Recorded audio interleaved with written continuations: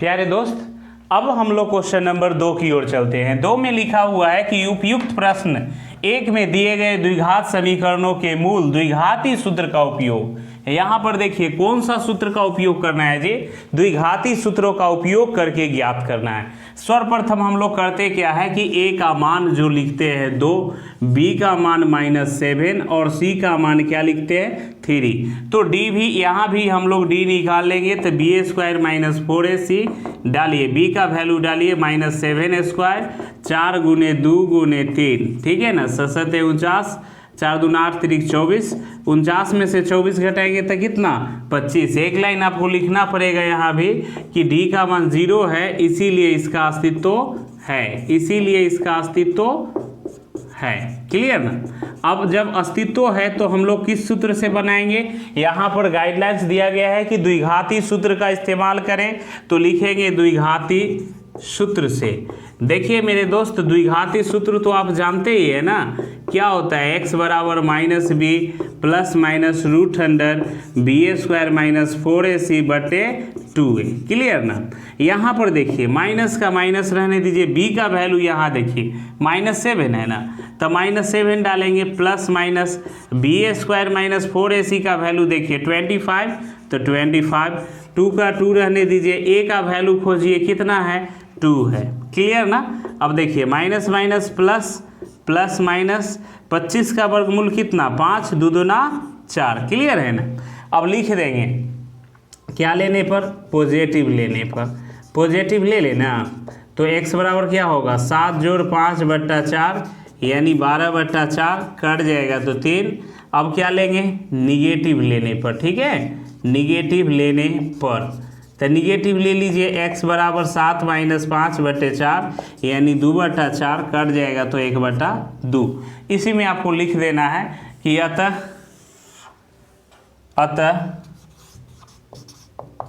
x बराबर 3 एवं 1/2 है। ठीक है मेरे दोस्त।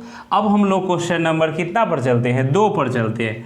इसमें भी सेम काम करेंगे, a के वैल्यू तो निकालेंगे 2, b के वैल्यू 1 और c के वैल्यू -4, तो d निकाल लेंगे। d बराबर क्या फॉर्मूला होगा, b² - 4ac यानी डालेंगे a² 4 × 2 × -4 यानी 1 - 4 दूना 8 × 32 और ई माइनस और ई माइनस मिल गए प्लस, तो 32 है कितना 33 लिखेंगे।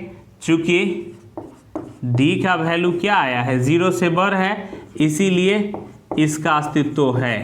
क्लियर ना। जब इसका अस्तित्व जब साबित हो जाए तो क्या करेंगे, अगली स्टेप तो एक करेंगे ना, क्या लिखेंगे द्विघाती सूत्र से। कौन सूत्र से, द्विघाती सूत्र। देखिए वहाँ लिखा हुआ है क्वेश्चन में, इसीलिए हम द्विघाती सूत्र से इसको बना रहे हैं। क्लियर ना। तो x बराबर क्या है -b +√, देखिए b² - 4ac। फार्मूला जरूर लिखिए, क्योंकि बिना फार्मूला के लिखिएगा नंबर कटने की चांसेस बढ़ेंगे। तो देखिए माइनस का माइनस, b के वैल्यू देखिए, b का वैल्यू क्या है 1 प्लस माइनस, देखिए इसका वैल्यू आप निकाल चुके हैं, कितना निकाले हैं 33 बटे 2 × a का वैल्यू कितना है जी, यहाँ पर देखिए 2, यानी क्या होगा -1 प्लस माइनस 33 का वर्गमूल तो निकलेगा नहीं, बस 2 दूना 4 हो जाएगा। तो लिख लीजिए क्या लेने पर, पॉजिटिव लेने पर। ठीक है ना। जो ही पॉजिटिव लीजिएगा तो x बराबर -1 प्लस 33 बटे कितना होगा 4। अब क्या लिखिएगा, निगेटिव लेने पर। जो ही आप निगेटिव लेते हो तो क्या होगा, x बराबर -1 - 33 बटे कितना 4। लिख देना इसी चीज़ को आराम से कि अतः द्विघात समीकरण कितना है 2x² + x - 4 बराबर 0 के 2 मूल ना, मूल ना जी, ये आपका हो गया -1 + 33/4 एवं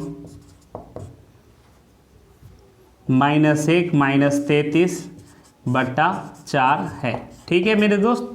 अब हम लोग क्वेश्चन नंबर कितना 3 की ओर चल रहे हैं। 3 इतनी आसान है कि आप इसको भी पुनः और आसानी से बना सकते हैं। कैसे बना सकते हैं जरा देखिएगा, a बराबर तो लिखेंगे ना 4, और b बराबर क्या लिखेंगे 4√3 और c बराबर क्या लिख देंगे 3 लिखेंगे।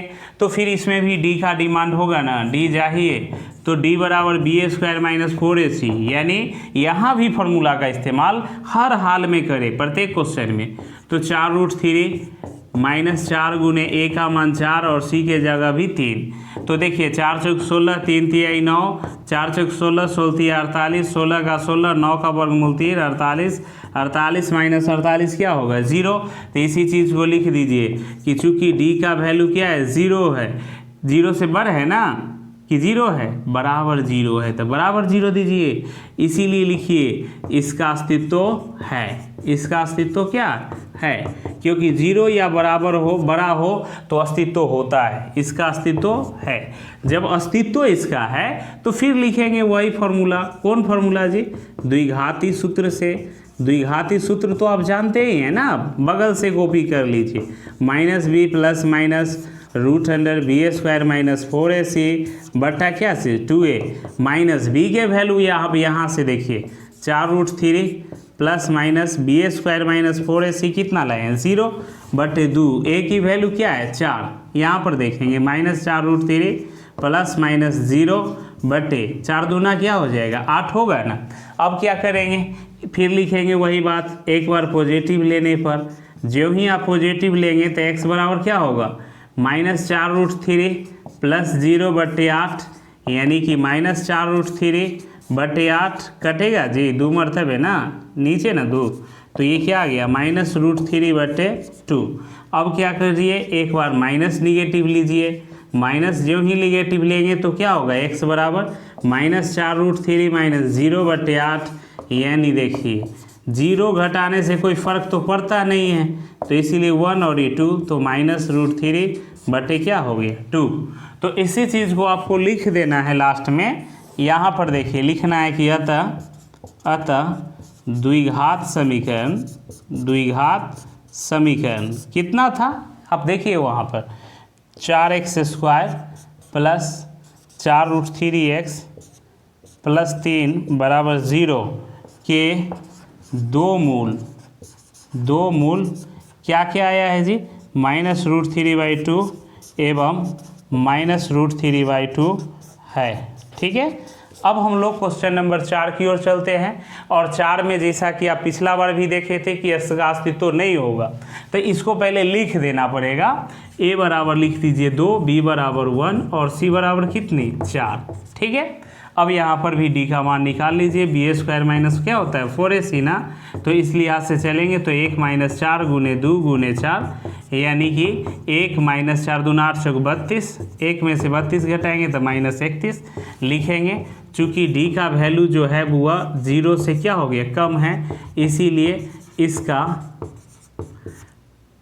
वास्तविक अस्तित्व नहीं है, वास्तविक अस्तित्व नहीं है, और जिसका अस्तित्व ही नहीं है उसको आगे बढ़ाने की कोई ज़रूरत नहीं।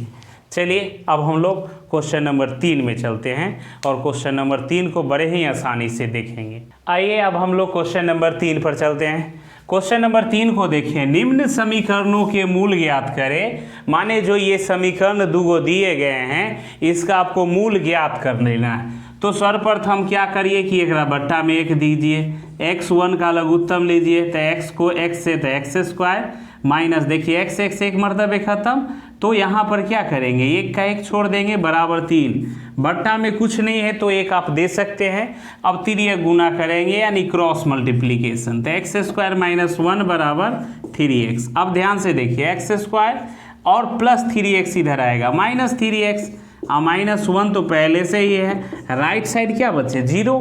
अब यहाँ पर क्या करेंगे, इसका मूलों को अस्तित्व निकालना है, पहले मूलों का मूल ज्ञात करना है ना, तो सबसे पहले हम लोग d निकालेंगे, जो करते हैं। तो a बराबर कितना है कुछ नहीं तो 1, b का वैल्यू तो आप देखिए रहे हो -3 और c बराबर भी -1 है, तो d निकाल लेते हैं। d का फॉर्मूला क्या होता है b² - 4ac, यानी -3, यहाँ पर देखिए -3 इसका स्क्वायर कर दीजिए, ठीक है, और -4 गुने 1 गुने -1, यहाँ देखिए 3 तिहाई 9 माइनस क्या प्लस कितना 4 यानी 13।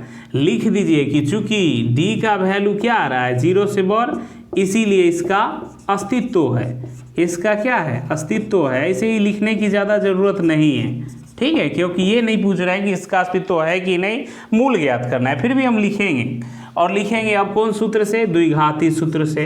कौन सूत्र से जी, द्विघाती सूत्र से। तो द्विघाती सूत्र तो हम लोगों को पता है ना, अभी ये हम थोड़ा देर पहले ना किए थे। द्विघाती सूत्र क्या है, x बराबर minus B plus minus root under B square minus 4ac अब बटे क्या चीज़ 2a। तो देखिए माइनस बी के वैल्यू, देखिए माइनस बी के वैल्यू क्या है, -3 है, plus minus B square minus 4ac की वैल्यू देखिए कितना लाए हो, 13 ना। अब बटे 2 गुने ए की वैल्यू क्या है, ए यहाँ खोजिए 1, क्लियर ना। तो अब यहाँ पर आ जाते हैं, ठीक है। अब यहाँ पर देखिएगा कि x बराबर क्या है, माइनस माइनस प्लस 3 हो चुका है, प्लस माइनस 13 के वर्गमूल तो टूटने जा रही नहीं है, 13 का 13 लिख दीजिए आराम से। बटे में जो है क्या है, 2 एकम 2, यानी कि 3 प्लस माइनस रूट 13 बटे 2। अब लिखेंगे पॉजिटिव लेने पर, पहले पॉजिटिव ही लेते हैं, ठीक है ना। तो पॉजिटिव जो ही लीजिएगा तो क्या फ़र्क पड़ता है, एक रूट में जोड़ने का भी काम तो होगा नहीं, तो ऐसे ही लिख देंगे। और दूसरा लिखेंगे निगेटिव लेने पर, क्या लेने पर, निगेटिव लेने पर, ठीक है ना। तो x बराबर होगा 3 माइनस रूट 13 बटे कितना 2। अब क्या करेंगे यहाँ पर कि अब इसी चीज़ को लिखेंगे कि अतः द्विघात समीकरण x माइनस 1/x बराबर 3 के दो मूल क्या क्या लाए हैं हम, 3 प्लस रूट 13 बट्टा 2 एवं 3 माइनस रूट 13 बट्टा 2 है। चलिए अब हम लोग क्वेश्चन नंबर इसके 2 पर जाते हैं। अब हम लोग इसको क्वेश्चन नंबर 2 पर जाते हैं।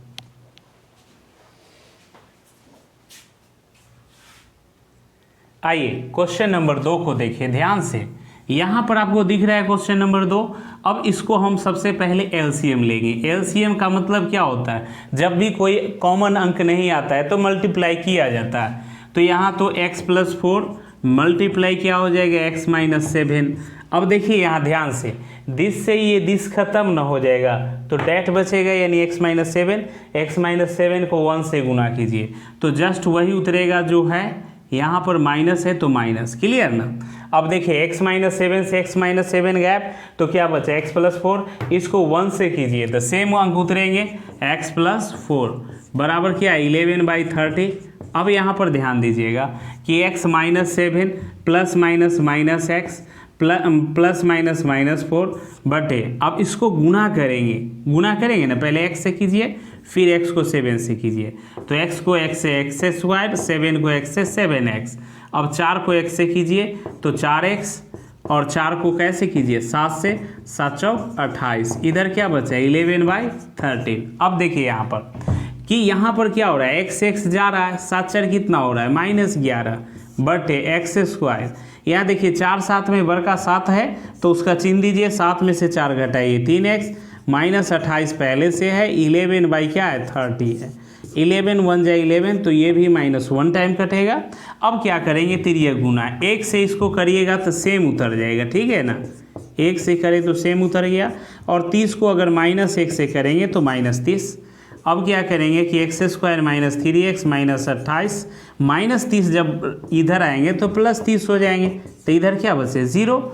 अब इसको हम ये लिख सकते हैं ना कि x स्क्वायर माइनस 3x और 30 में से 28 घटाएंगे कितना होगा जी 2 होगा ना। तो यहाँ पर देखिए कि द्विघात समीकरण हम लोग ला चुके हैं आसान वाला।